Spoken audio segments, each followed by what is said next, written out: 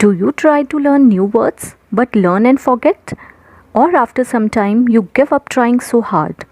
या फिर this learning process really seems boring to you? Or the most important is you learn and remember it clearly, but when you need it, it never pops up in your mind, right? If you are going through the same issues, you must watch the whole video attentively.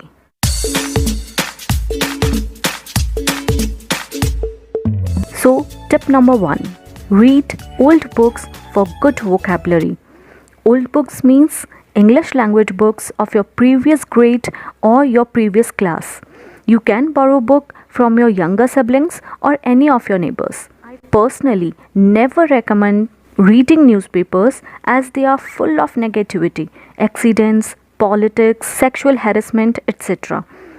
And obviously, keep children out of this negativity when they are preparing for something good, isn't it? Benefits of reading old books. Benefit number 1, it gives you stories to read and it's seriously very interesting. Second, it makes you feel nostalgic and that's seriously a sweet feeling. Third, but the most important is it helps you revise the words you have already read, and that of after years, which will help you learn those words for a long time, really for a long time. Benefit number 4, lower grade books have a lot of vocabulary that is set according to your age. If you compare books to novels, books obviously have more words that are practically used in daily life, and these vocab words are not so advanced but not so common. Benefit number 5, school books mostly have word meanings written at the end of the page that will save you a lot of time. Tip number 2, one new word can really give you many new words. How? Write that new word down, make columns. First column would be that word's synonyms. Second column would be that word's antonyms. Next column would be noun, verb, adverb and adjective. Write that word in the column which it falls and then see if we can change that word into other parts of speech. For example, I have told you one example in our previous video.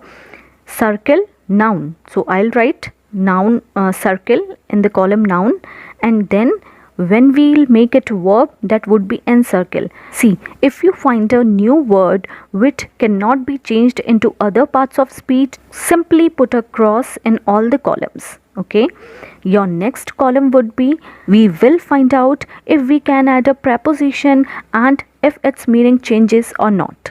Your next column will be, you have to find out if any popular proverb or idiom has that word.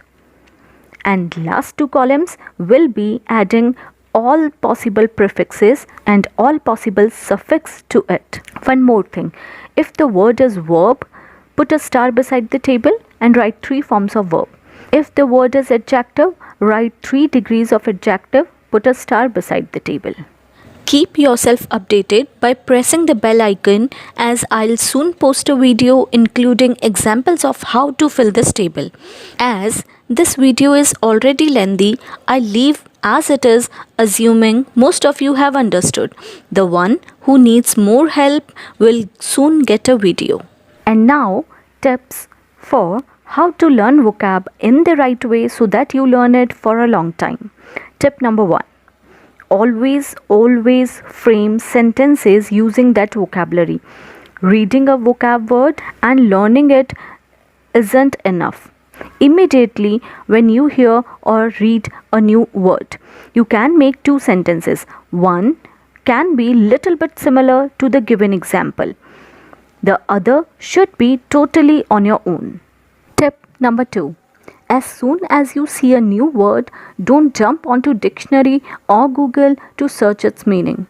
Read the content and try to comprehend the meaning out of the context. Write its meaning according to you and then check its exact meaning. It will enhance your comprehension skills and it will guide you how to handle a new word calmly. When you correct your own mistake, you get to learn more and remember it for a long time. Repeat that sentence with the new word and with its synonym that you already know.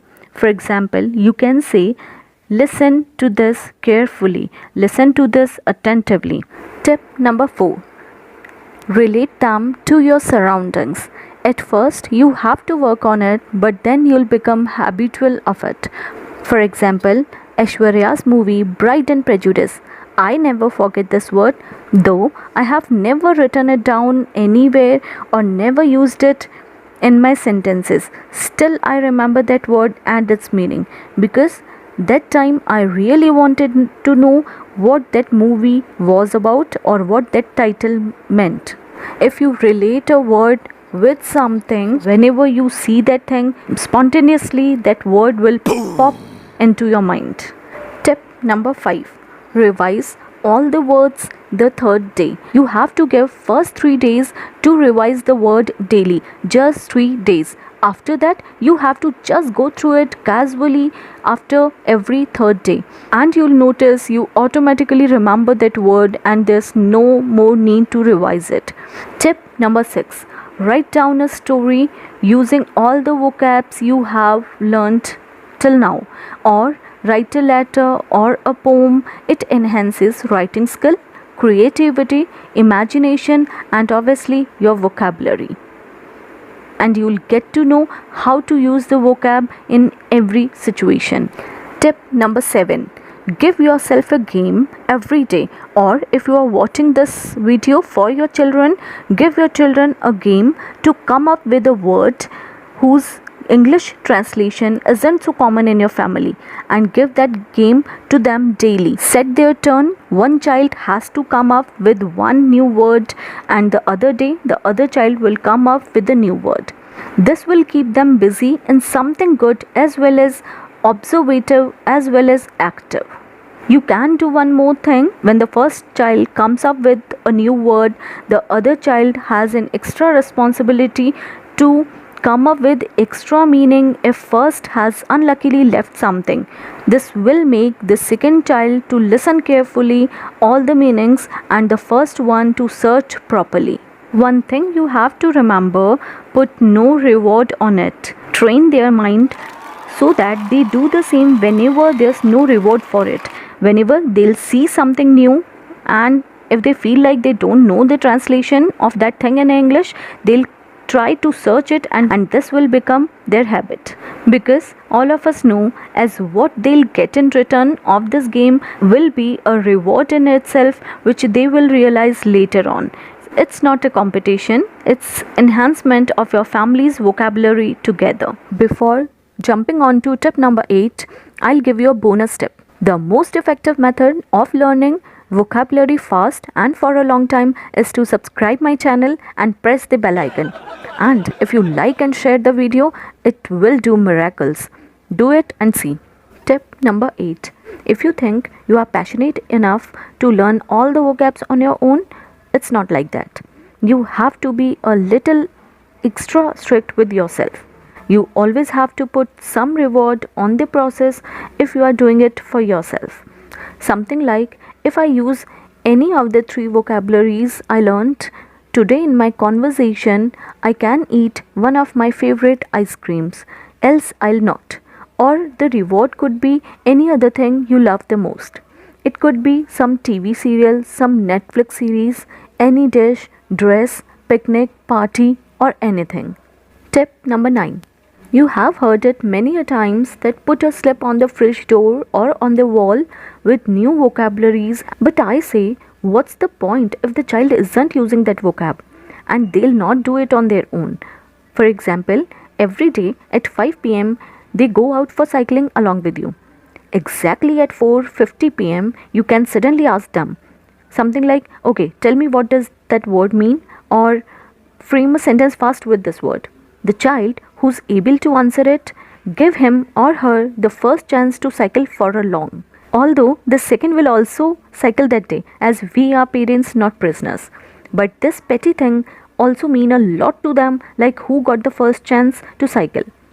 And see the magic. After few days, they'll start looking at that fridge door slip on their own. Tip number 10. If you are learning English as a second language, or a third language, don't stick to the method of learning English to Hindi or English to your own language. Try to revise that list vice versa also. I don't know if you have ever noticed, remembering an English word meaning in your language is easy rather than recalling its English translation. When you frame a sentence, you most of the time think in your own language and then stuck at that word because you don't know the English translation or the English word doesn't pops up in your mind immediately. And tip number 11 and the last step. Find the base word of that new word. That really makes it easy for you to recognize all the words in future related to that base word. For example, if you remember in our last video, we saw a new word feat. And how many of you noticed defeat is a word made up with that base word feat? If feat means achievement, defeat means its opposite. I know if you follow all these tips, one day you'll be well versed in new vocabs. Try all these tips and tell me in the comment section if it worked for you or not. Hope it will. Till then, take care. Bye bye.